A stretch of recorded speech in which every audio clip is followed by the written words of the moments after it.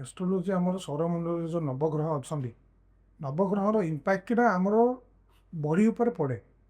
केमी जमी देखूँ एवं जन्म है गोटे छुआ तो जन्म टाइम रे कौ ग्रह कौ जगार पोजिशन अच्छा धरिकी गोटे कुंडली जेनेट हुए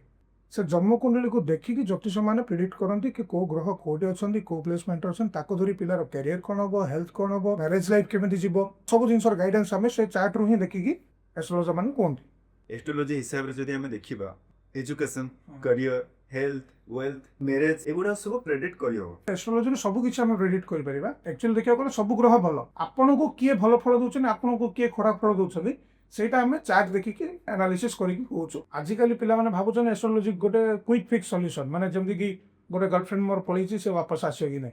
ए सब एस्ट्रोलोजी है एक्चुअली कि जन बिजनेस कर धरनी सी भावुँ मु बिजनेस करी किंतु कौ बिजनेस कले मु सफलता हासिल करी से जातु ज्योतिष पाक